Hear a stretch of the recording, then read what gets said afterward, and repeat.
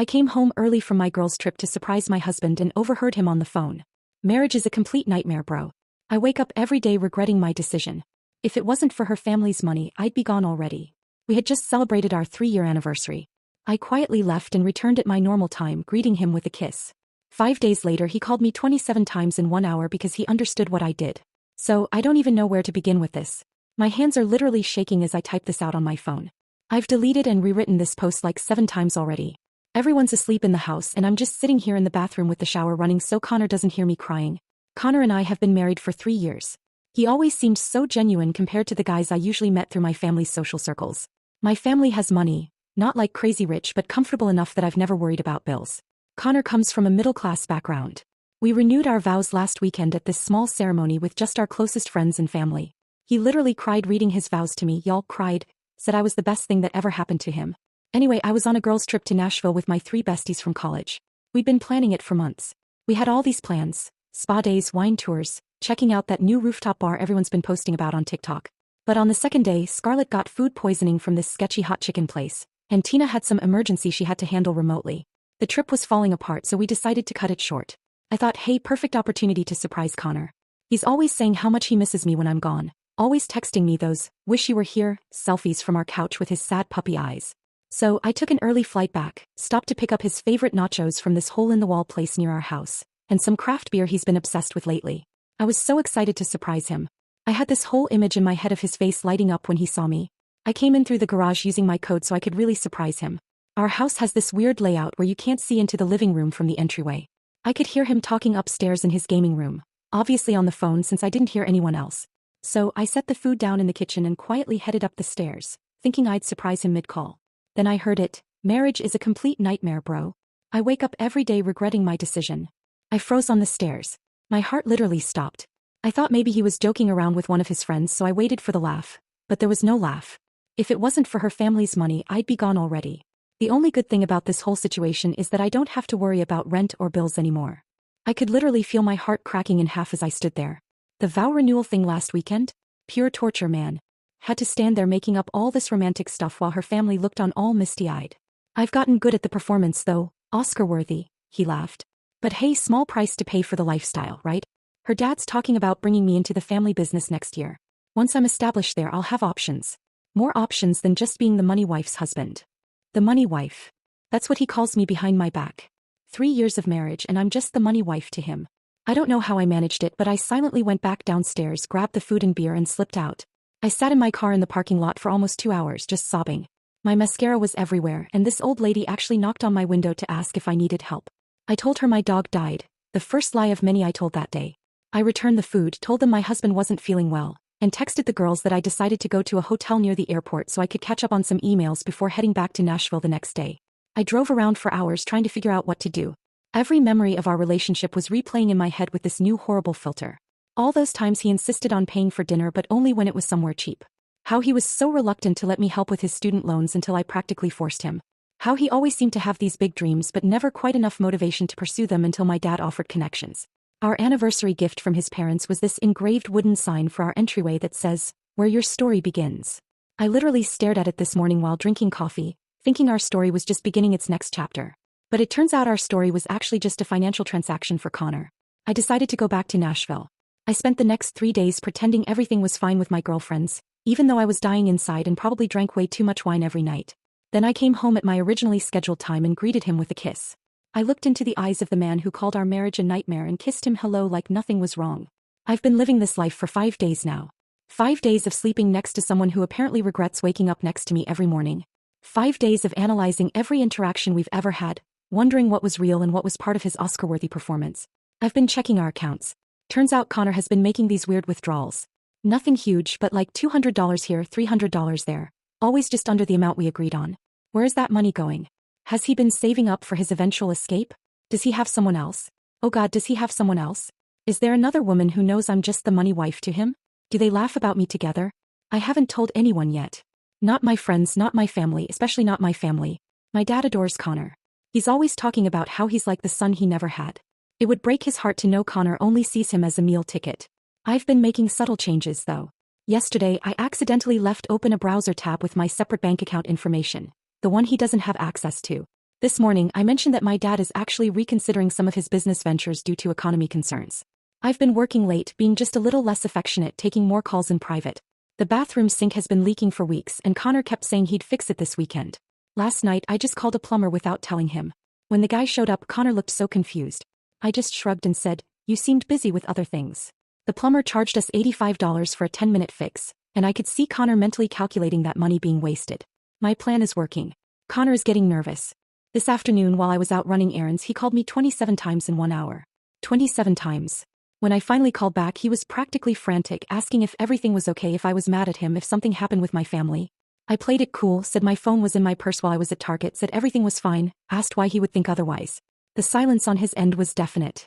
So now I'm here typing this out while locked in the bathroom with the shower running, trying to figure out what to do next. I know I need to confront him, but I also need to be smart about this. We have joint accounts. My mistake. My name is on the mortgage, but he's on the deed. Everything is tangled up. I'm trying to come up with a plan. Part of me wants to just scream in his face about what I heard, but another part wants to be more strategic. What if I slowly withdraw emotionally while getting my financial affairs in order? What if I document everything? What if I let him think everything is okay until it's decidedly not okay for him? I think that's what I'm going to do. He spent 3 years lying to my face. Maybe I can manage a few weeks of the same. I have to go. The hot water is probably running out, and Connor will wonder why I've been in the shower for 45 minutes. I'm going to go out there, kiss my husband goodnight, and lie beside him while planning my exit. Connor just texted asking if I want to go away for the weekend to reconnect. The audacity of this man. I will update when I can. First update. Thank you all for the overwhelming support on my last post. I read every single comment, and y'all gave me the strength to get through these past 2 weeks without completely falling apart. Sorry for the delay in updating. I've been careful about my online activity since Connor has suddenly developed this weird habit of casually glancing at my phone whenever it's nearby. So it's been 14 days since I overheard my husband of 3 years telling his friend that our marriage is a nightmare and I'm just his meal ticket to financial comfort. 14 days of sleeping next to someone who apparently regrets waking up beside me every morning. 14 days of the most exhausting performance of my life. The day after my last post, I decided I needed to be methodical about this. No emotional reactions, no confrontations until I had everything lined up perfectly. I made a list, I'm a chronic list maker when stressed, of everything I needed to do. Secure my financial situation, gather evidence of his true character, not for legal reasons, but for when family inevitably asks questions, find out exactly how deep his deception goes, prepare an exit strategy, and build a support network without revealing everything just yet. The first thing I did was call my personal bank, the account he doesn't have access to, and increase my security measures. Changed all passwords, added verbal security questions, and made sure they knew not to discuss my account with anyone but me. Then I started slowly moving money from our joint accounts into my personal one. Nothing drastic, just enough each day that it wouldn't immediately raise flags. Is that wrong? Maybe, but finding out your husband is a gold-digging liar kind of changes your perspective on fairness. The weekend reconnection trip Connor suggested. I agreed to it but suggested we go to this rustic cabin my family owns by the lake instead of the luxury resort he had in mind. The look on his face, y'all. He recovered quickly with a "whatever makes you happy, babe," but I saw that flash of disappointment. Everything is suddenly making sense. How he always pushes for the expensive options when he knows my family might cover it, but becomes budget conscious when it's coming from our accounts. The cabin trip was actually revealing in ways I hadn't expected. Our Wi-Fi barely works out there, and Connor spent almost the entire weekend checking his phone and complaining about the spotty signal. He kept wandering down to the end of the dock where sometimes you can get 1 bar. At one point, I followed him quietly and overheard him telling someone he was going crazy being trapped in the middle of nowhere and would make it up to them when he got back. Who was he talking to, and what exactly was he planning to make up to them when we got home? Sunday night, he immediately said he needed to run to Walmart for some stuff for work tomorrow. He was gone for over 2 hours. Walmart is 12 minutes from our house. When I checked our joint card app later, there was no charge from Walmart, but there was a $60 charge from a bar across town. During the trip, I had accidentally mentioned that my dad was considering early retirement due to some health concerns, completely made up, and might be scaling back some business operations.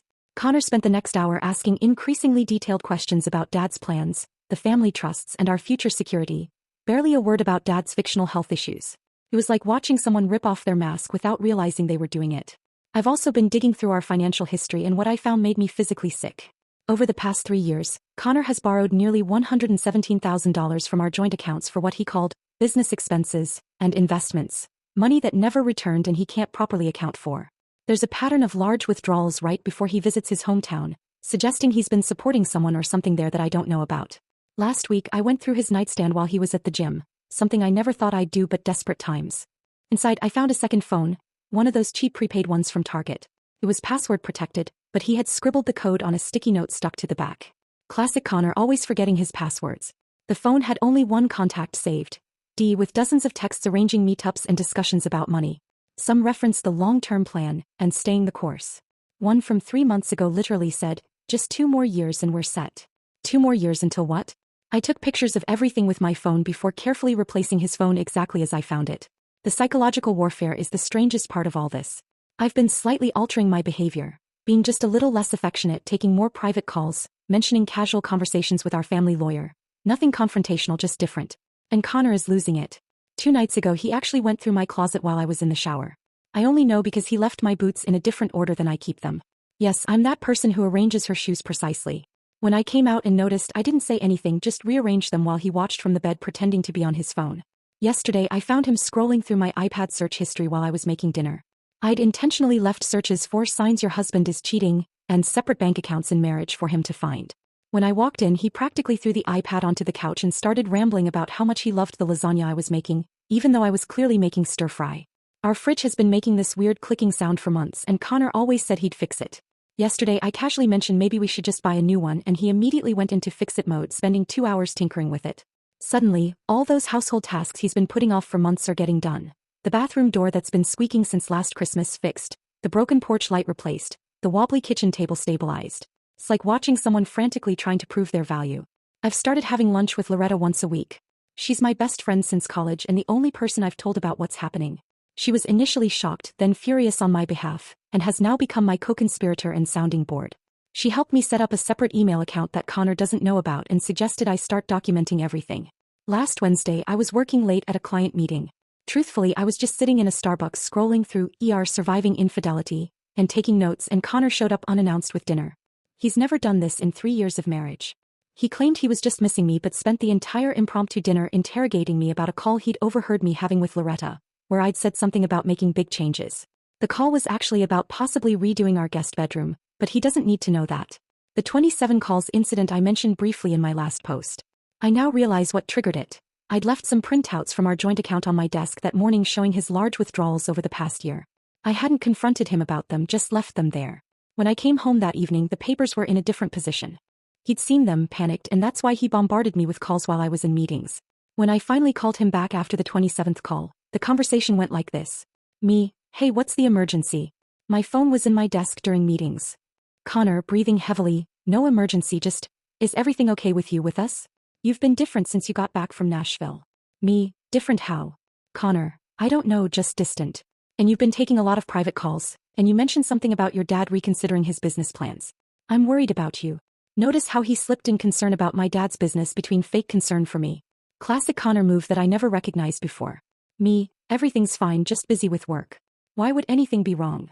The silence on his end was so long I thought the call had dropped. Connor, "No reason, I just love you, that's all." Me, "I love you too." The biggest lie I've ever told. After we hung up, I sat in my car and cried for almost an hour. Not because I'm sad the marriage is ending, but because I'm mourning the relationship I thought I had. The Connor I fell in love with doesn't exist. He's a character played by a man who sees me as nothing but a bank account with a body attached. Last night he suggested we have another vow renewal ceremony for our parents who couldn't make it to the first one. When I asked why the sudden interest in renewing vows, we just renewed 2 weeks ago, he stammered something about celebrating our love with everyone important to us. Translation: he's panicking about his grave train to railing and wants to cement his position with my family. I smiled and said, "Maybe next year." The relief on his face was palpable.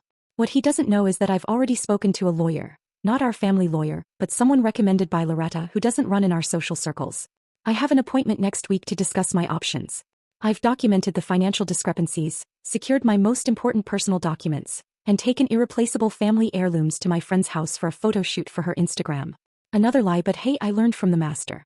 The weirdest thing happened this morning. I was getting ready for work and Connor came up behind me in the bathroom, hugged me and started crying, actually crying. He said he felt like he was losing me and didn't know why.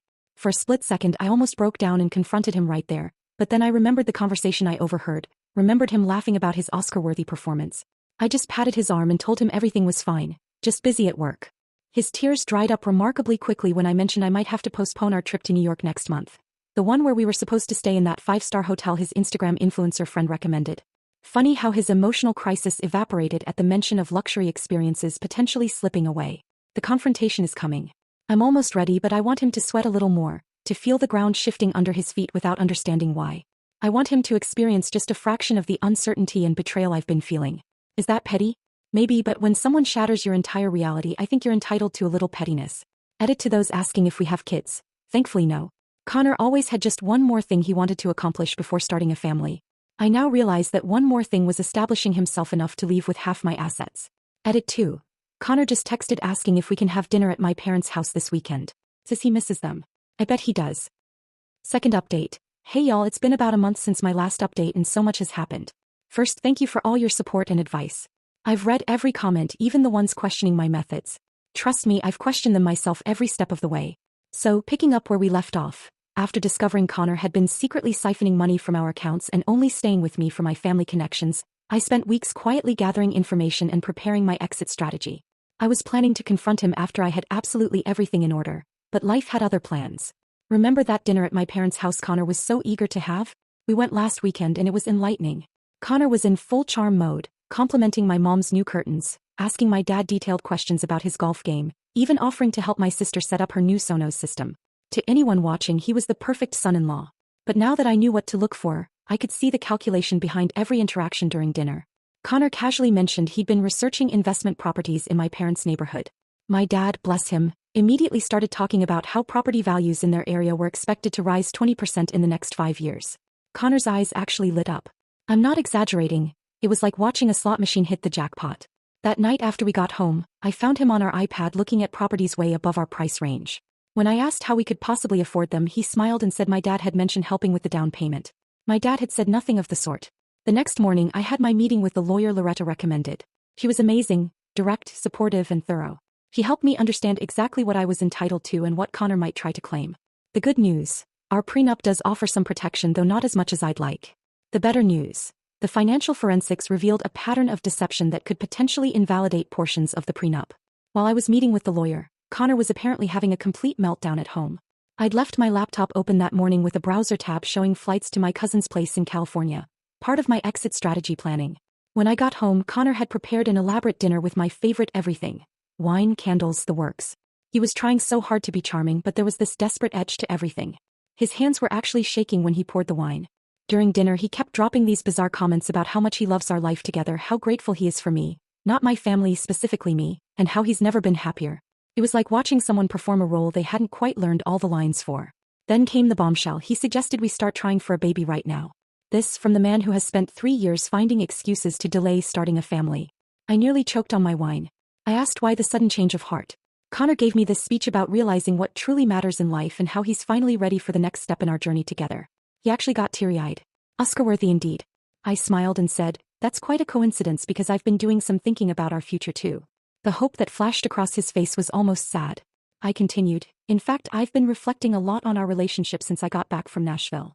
The hope vanished, replaced by something closer to panic. He reached for his wine glass so quickly he nearly knocked it over. He asked what kind of reflections. That's when I decided to start laying my cards on the table, not all of them but enough to watch him squirm. I said I'd been thinking about honesty in marriage, about what people really want versus what they say they want. Connor's face went so pale I thought he might pass out. He asked what that meant. Instead of answering directly, I asked if he remembered what he said in his vows at our renewal ceremony about how meeting me was the best thing that ever happened to him. He nodded, attempting a smile that looked more like a grimace. I asked if he meant it. Of course I did, he said, reaching for my hand across the table. I meant every word. I pulled my hand away slowly. That's interesting because I could have sworn I heard you tell Danny that the vow renewal was pure torture and that you had to make up romantic while my family looked on. The color drained from his face completely. His mouth opened and closed several times but no sound came out. When he finally tried to speak, I continued, or maybe I misheard. Maybe you didn't call our marriage a nightmare and say you wake up regretting your decision every day. Maybe I imagined the part where you said the only good thing about our relationship is my family's money. Connor knocked over his wine glass, sending red wine cascading across our white tablecloth. He didn't even move to clean it up. He just stared at me with this expression of pure horror. When he asked when I heard it, I told him when I came home early from Nashville to surprise him. Surprise, baby. You completely misunderstood, he started, his voice taking on that soothing tone he uses when he thinks I'm being emotional. I was just venting to Danny about a rough patch. Everyone says things they don't mean when they're frustrated. Second update. Hey y'all, it's been about a month since my last update and so much has happened. First, thank you for all your support and advice. I've read every comment, even the ones questioning my methods. Trust me, I've questioned them myself every step of the way. So, picking up where we left off, after discovering Connor had been secretly siphoning money from our accounts and only staying with me for my family connections, I spent weeks quietly gathering information and preparing my exit strategy. I was planning to confront him after I had absolutely everything in order, but life had other plans. Remember that dinner at my parents' house Connor was so eager to have? We went last weekend and it was enlightening. Connor was in full charm mode, complimenting my mom's new curtains, asking my dad detailed questions about his golf game, even offering to help my sister set up her new Sonos system. To anyone watching, he was the perfect son-in-law. But now that I knew what to look for, I could see the calculation behind every interaction during dinner. Connor casually mentioned he'd been researching investment properties in my parents' neighborhood. My dad, bless him, immediately started talking about how property values in their area were expected to rise 20% in the next 5 years. Connor's eyes actually lit up. I'm not exaggerating, it was like watching a slot machine hit the jackpot. That night after we got home, I found him on our iPad looking at properties way above our price range. When I asked how we could possibly afford them, he smiled and said my dad had mentioned helping with the down payment. My dad had said nothing of the sort. The next morning I had my meeting with the lawyer Loretta recommended. She was amazing, direct, supportive and thorough. She helped me understand exactly what I was entitled to and what Connor might try to claim. The good news: our prenup does offer some protection, though not as much as I'd like. The better news: the financial forensics revealed a pattern of deception that could potentially invalidate portions of the prenup. While I was meeting with the lawyer, Connor was apparently having a complete meltdown at home. I'd left my laptop open that morning with a browser tab showing flights to my cousin's place in California, part of my exit strategy planning. When I got home, Connor had prepared an elaborate dinner with my favorite everything: wine, candles, the works. He was trying so hard to be charming, but there was this desperate edge to everything. His hands were actually shaking when he poured the wine. During dinner he kept dropping these bizarre comments about how much he loves our life together, how grateful he is for me, not my family, specifically me, and how he's never been happier. It was like watching someone perform a role they hadn't quite learned all the lines for. Then came the bombshell. He suggested we start trying for a baby right now. This from the man who has spent 3 years finding excuses to delay starting a family. I nearly choked on my wine. I asked why the sudden change of heart. Connor gave me this speech about realizing what truly matters in life and how he's finally ready for the next step in our journey together. He actually got teary-eyed. Oscar-worthy indeed. I smiled and said, that's quite a coincidence because I've been doing some thinking about our future too. The hope that flashed across his face was almost sad. I continued, in fact I've been reflecting a lot on our relationship since I got back from Nashville. The hope vanished, replaced by something closer to panic. He reached for his wine glass so quickly he nearly knocked it over. He asked what kind of reflections. That's when I decided to start laying my cards on the table, not all of them but enough to watch him squirm. I said I'd been thinking about honesty in marriage, about what people really want versus what they say they want. Connor's face went so pale I thought he might pass out. He asked what that meant. Instead of answering directly, I asked if he remembered what he said in his vows at our renewal ceremony about how meeting me was the best thing that ever happened to him. He nodded, attempting a smile that looked more like a grimace. I asked if he meant it. Of course I did, he said, reaching for my hand across the table. I meant every word. I pulled my hand away slowly. That's interesting because I could have sworn I heard you tell Danny that the vow renewal was pure torture and that you had to make up romantic while my family looked on. The color drained from his face completely. His mouth opened and closed several times but no sound came out. When he finally tried to speak, I continued, or maybe I misheard. Maybe you didn't call our marriage a nightmare and say you wake up regretting your decision every day. Maybe I imagined the part where you said the only good thing about our relationship is my family's money. Connor knocked over his wine glass, sending red wine cascading across our white tablecloth. He didn't even move to clean it up. He just stared at me with this expression of pure horror. When he asked when I heard it, I told him when I came home early from Nashville to surprise him. Surprise, baby. You completely misunderstood, he started, his voice taking on that soothing tone he uses when he thinks I'm being emotional. I was just venting to Danny about a rough patch. Everyone says things they don't mean when they're frustrated. Last update. Hey Reddit family, I want to start by thanking every single one of you who supported me through this journey. Your comments, messages, and advice helped me find strength on days when I felt like I was drowning. I promised a final update when everything was settled, so here it is, the conclusion to my story. The meeting with my parents and the financial advisor went exactly as planned, and Connor's face when he realized what was happening is something I'll cherish forever. We all sat down in my dad's home office. Me, Connor, my parents, and Mr. Bradshaw, our family's financial advisor since I was a kid. Connor was all smiles, probably thinking this was his chance to cement his position in the family finances. Dad started by asking Connor if there was anything he wanted to tell us before we began. Connor looked confused but said no, everything was great. Dad nodded and then pulled out a folder containing printouts of Connor's secret withdrawals from our joint account, screenshots of text messages to Dee about the long-term plan, and the CP DeGrasse transcript of the phone call I'd overheard where he called our marriage a nightmare. You all should have seen Connor's face. It was like watching someone's entire world collapse in slow motion. He went from confused to shocked to panic to calculating in about 10 seconds flat. He immediately tried to claim it was all a misunderstanding, that he'd been going through a rough time and had said things he didn't mean. Mom, who had been quietly seething since I told her everything, finally lost it. She called him a gold-digging parasite and said she'd never been so disappointed in her judgment of character. Connor actually tried to appeal to her, saying they'd always had such a special bond and that she knew the real him. My mom just laughed and asked which version was the real him, the one who called his marriage a nightmare or the one who cried during his vow renewal.